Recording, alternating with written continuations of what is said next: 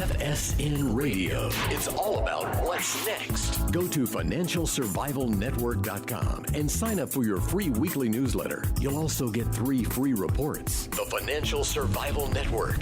It's all about what's next.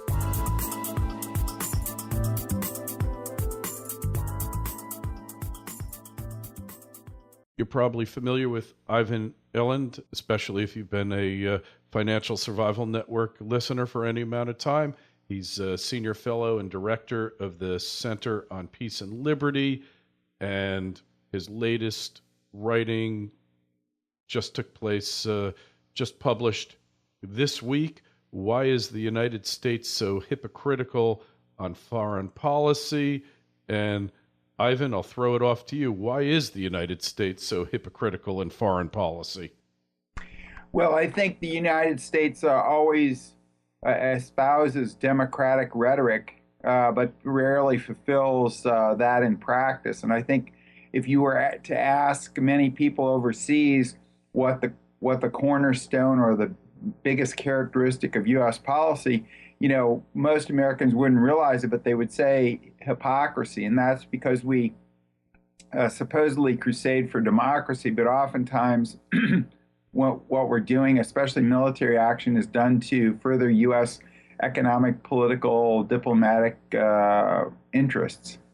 Yeah, well, it's hard to understand how the wars in Iraq and Afghanistan have really furthered any diplomatic or financial or political policy of the United States in the long run, isn't it? Right. What I mean by interest is perceived interest. In fact, the U.S. really has much narrower vital security interests, protecting the territory and the people of the United States. And in fact, a lot of these foreign excursions merely generate terrorism, which comes back to hurt the people on the territory of the United States. So the bottom line is empire doesn't equal security, and in fact, it's contradictory to it. And I think you're seeing that hypocrisy on display now. Certainly, Vladimir Putin should not be congratulated for invading and annexing Crimea, but it's a little bit difficult to say that the U.S. has any standing to protest it, since the U.S. has either attacked or invaded 6 countries recently. And also, in 1999, the United States has pulled the same thing that Putin is pulling now by yanking the province of Kosovo from the Russian-allied Serbia through armed force. And of course, a lot more people were killed there than have been killed in Crimea. So these things are often forgotten. Yeah, and I don't understand how the U.S. could be surprised by the Russians' actions in Crimea once the Russian puppet was deposed in the Ukraine. What did the United States think was going to happen when a pro-Western government was installed in the Ukraine and the control of those 2 ports was threatened? Did they think that Russia was just going to sit there and let that occur? Why? Well, I don't think they figured he would do what he did. But yes, you're absolutely right. I mean, Russia's doing this from a position of weakness because it sees, the U.S. marching eastward with NATO expansion. And in fact, in response to this, we have scrambled our fighter jets who are protecting the Baltic republics right on the Russian border. So NATO is right up to the expansion. In Putin's speech yesterday, he mentioned that. And of course, some of us said, when you win the Cold War, you shouldn't rub your opponent's nose in it. The best time of peace was from 1815 to 1914. It was a whole century when the Congress of Vienna, after the Napoleonic Wars, welcomed defeated France back into the community of nations. Well, we did the opposite after World War I, and of course we got World War II. We've done the opposite in NATO expansion, and some of us said this was going to happen, and now we have a riled up Putin who's basically trying to salvage buffer states around Russia, since the Warsaw Pact and all the Eastern European countries are now on the opposite side. They've gone into NATO, et cetera. So this was, and Ukraine is very key and strategic to Russia, and it's not strategic to the U.S. Russia has lost a friendly government in Ukraine, so it was trying to recoup what it could, and it wanted Crimea because it has a naval base and because of nationalistic sentiments in Russia saying Crimea is 60% Russian, 97% Russian speaking. And we had that up until 1954 when Khrushchev transferred it to Ukraine, and it was then all the Soviet Union. So the Russians feel an affinity toward Crimea and vice versa. There's no doubt about whether there were tanks there or not that the Crimeans really want to be a part of Russia. Yeah, it's to their advantage, obviously, and they're so strategic. They don't have a choice in the matter. Saying that the Ukraine was a friendly government, it was a puppet government of the Soviets, and the vast number of non-Russian Ukrainians resented it every day. Whether or not they were riled up by provocateurs provided from the West, kind of irrelevant, because they really were fed up. From people I've talked to who are former Ukrainians who've emigrated to the U.S., they were fed up with that puppet state status. And I'm sure the U.S. helped them along. But with the U.S.'s failure to foresee this Crimean situation and that Putin would act in this way, really a failure of leadership by the U.S. And now we're in this situation where we don't really have a lot of options and shouldn't have ever been in this situation in the first place. What are the U.S.'s real interests in the Ukraine? Not many, but the world's interests are major because so much of the food for Africa and for the Middle East, the grains, flow through those two ports.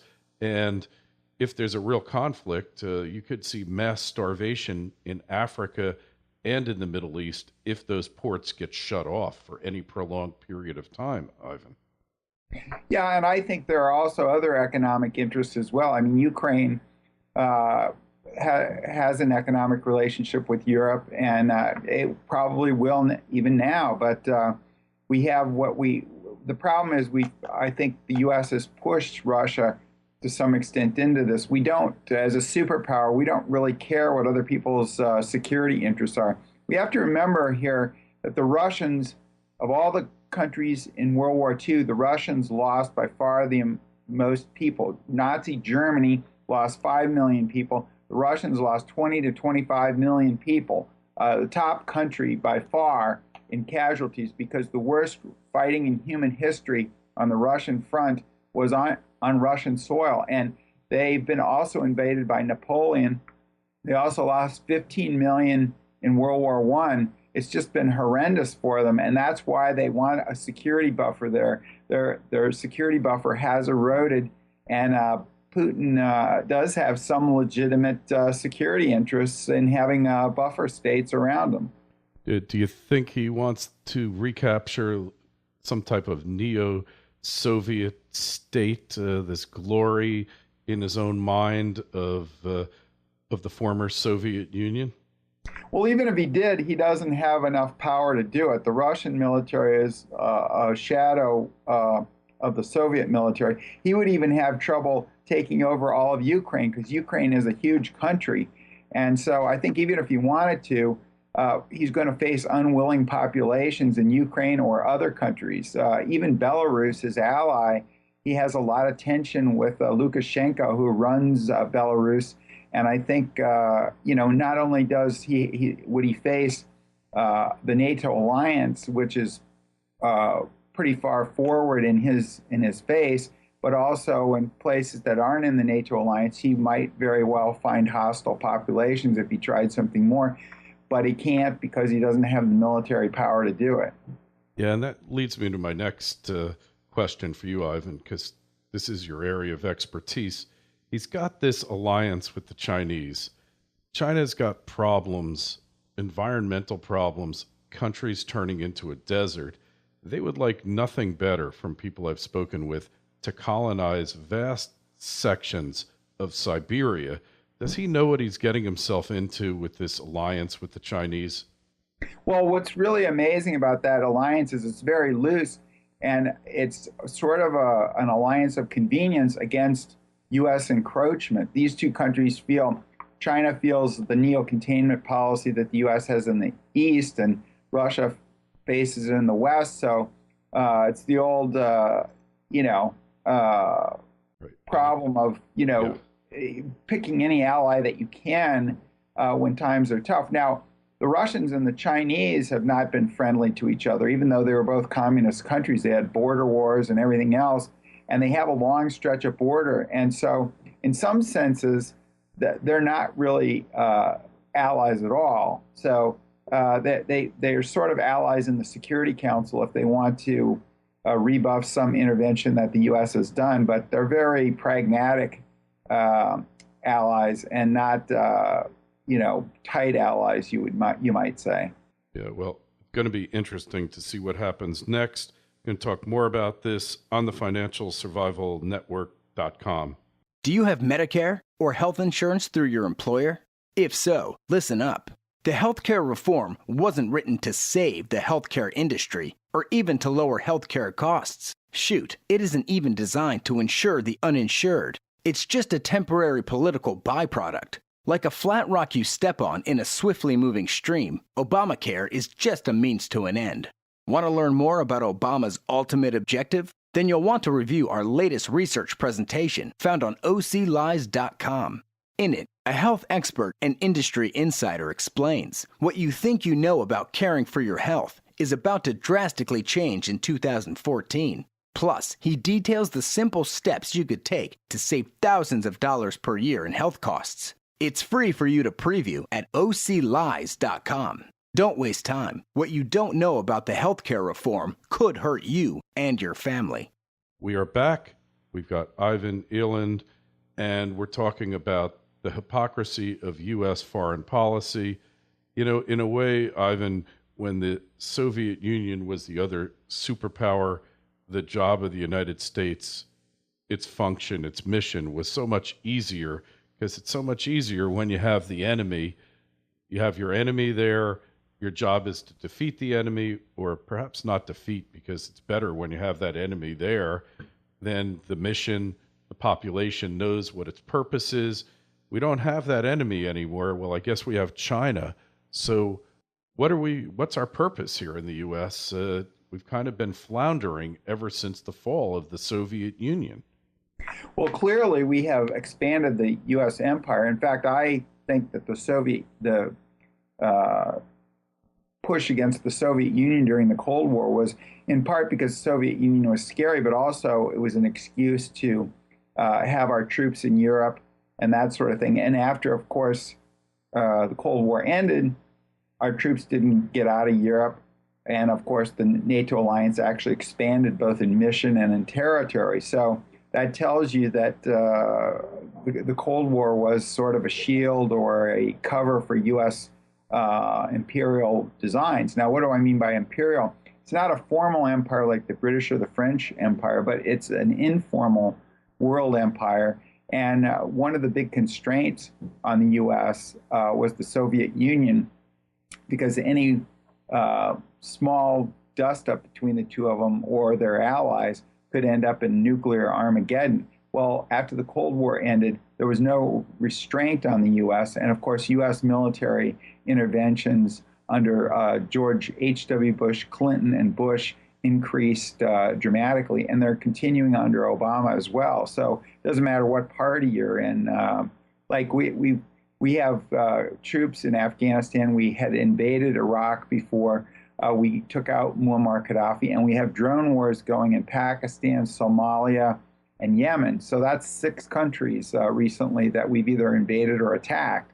And I would argue most of those are unconstitutional by our own constitution. Yeah, no doubt. And you went back from 1815 to 1914. We had this period of relative peace. A couple of minor wars broke out during that time.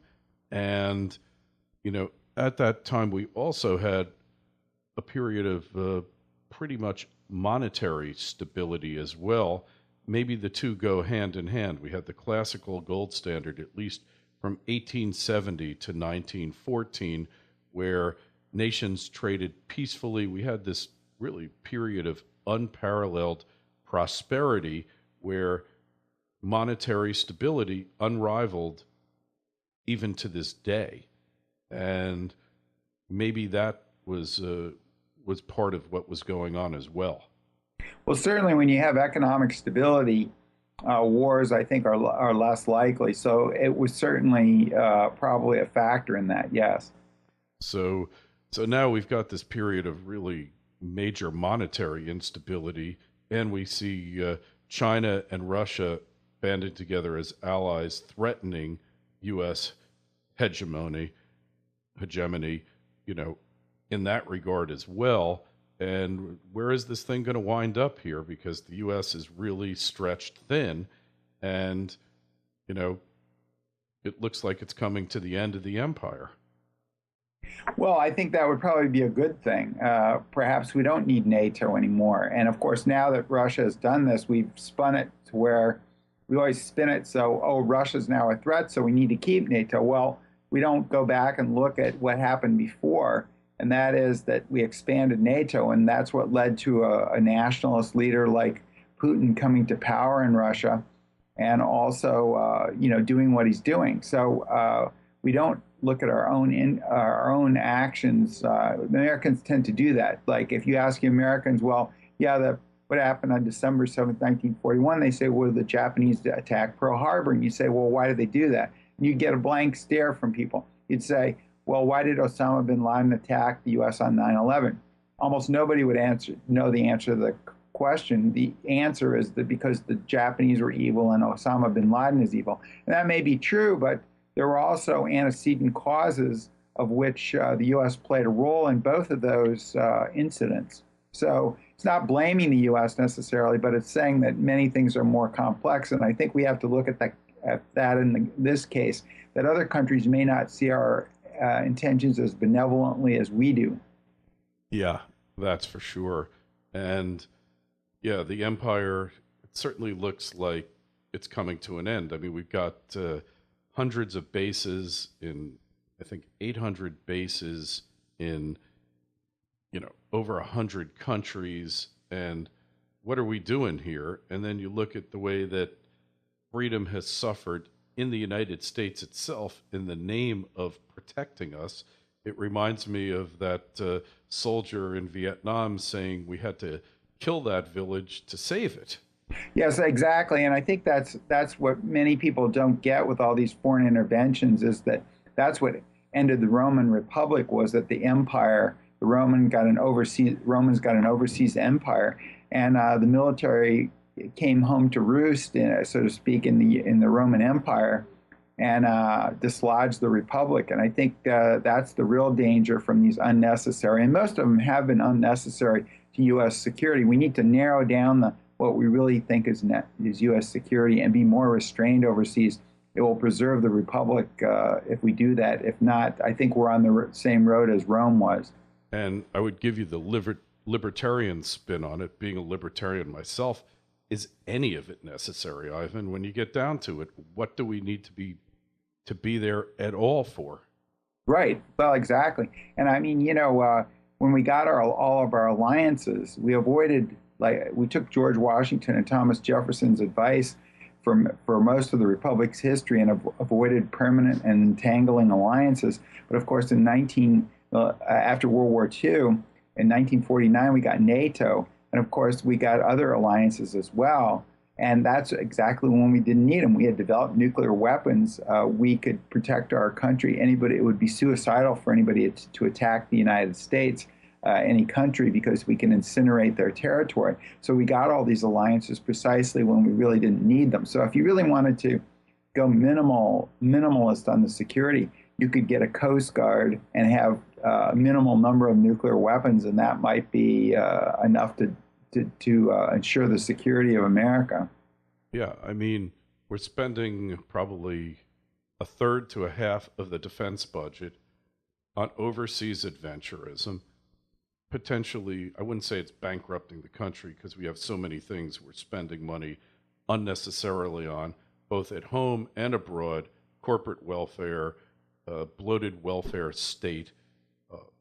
Just point your finger at the United States budget, all 100,000 pages of it, and you could, 2/3 of what money is being spent on it. It's all bankrupting the country. And, for what? It's not like the country's any better off. It's not like anyone in the country feels more secure. And the dissatisfaction level with both parties has never been greater. And we vote one party out, and the other party does exactly the same thing that the other party was doing when we voted them out. And for what? Yes, I think the all the posturing you see is at one level. The parties are like two oligopolists when they pretend to compete but collude under the table. And I think that's what happens in the U.S. political system. The other point I would make is, yes, we do have all this other social spending and stuff, but most of that social spending derives during wartime because you have to pay off the other party. Whatever party's doing the war, they have to pay off the other party. For example, in Reagan's time, he wanted to increase the defense budget, have a big defense buildup in peacetime. And so he gave out a lot of welfare spending to the Democrats because log rolling. You vote for my program, I'll vote for your program. It wasn't a hot war, but it was a military buildup. When we have wars, the same thing is true. You have to pay the other party off to get what you want. And also, war sets a precedent for deeper government involvement. And so when the war is over, like farmers go, hey, we prospered during the war when we have agricultural price supports. So let's continue them. And so much of that government stays around. And I think the roots of big government, permanent big government, were from World War I and the Wilson program, not FDR. FDR certainly expanded the government, but he brought all those same people back, renamed all the agencies from World War I, and had a command approach. So when we got into the Depression, he ran it like Wilson ran World War I. Yeah, you're spot on. And I would say rather than oligopolists, I would say crime families would be more appropriate. Yeah, yes. Because they're just a couple of crime families at this point because there's no constraints. They make up the law as they go along, much like a crime family would, and they have their own courts, just like a crime family has their own form of justice that they mete out at the barrel of a gun and try to redress it. So, Ivan, just give us the website where we find your work, where we can buy your books, and find out more about the center. Well, you can get all my books on Amazon, of course, but our website for the Independent Institute is www.independent.org. Excellent. And of course, on the financialsurvivalnetwork.com, link to the center, to the Independence Institute in the show notes to this interview. Thanks so much, Ivan. Always a pleasure. Thank you. FSN Radio. It's all about what's next. Go to financialsurvivalnetwork.com and sign up for your free weekly newsletter. You'll also get 3 free reports. The Financial Survival Network. It's all about what's next.